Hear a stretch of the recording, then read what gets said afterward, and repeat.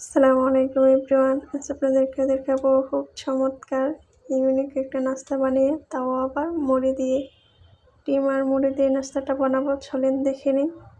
প্রথমে আমি একটা পাইপিং বসিয়ে তেল দিয়ে দিয়েছি, তারপর পেঁয়াজ কুচি দিয়ে ভালোভাবে ভেজে নিব।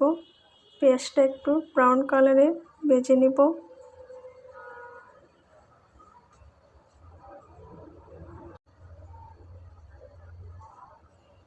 পেঁয়াজটা ভাজা হয়ে আসলে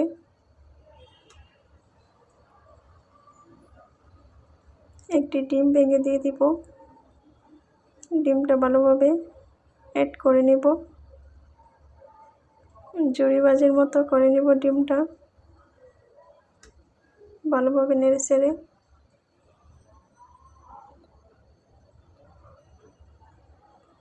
তারপর এখানে আমি কাঁচামরিচ সেট করেছি, স্বাদ মতো লবণ দিয়ে দিয়েছি। দিয়ে ভালোভাবে ডিমটা ফুটিয়ে নিব, বেছে নিব। ভাজা হওয়ার পরে মুড়িগুলো দিয়ে দিয়েছি, দিয়ে মুড়িগুলো ভালোভাবে কিছুক্ষণ বেজে নিতে হবে। তারপর ধনিয়া পাতা কুচি দিয়ে দিয়েছি,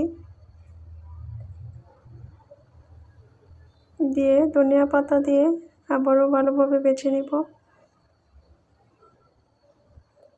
এই নাস্তাটা যে একবার প্রথম খাবে না, অনেক ভালো লাগবে খেতে। হঠাৎ করে মেহমান আসলে এই নাস্তাটা বানিয়ে নিতে পারবেন খুব সহজে, কোনো ঝামেলা ছাড়া। অনেক ভালো লাগে খেতে। ভালো লাগলে অবশ্যই লাইক কমেন্ট করে পাশে থাকবেন। সবাই ভালো থাকবেন। আসসালামু আলাইকুম।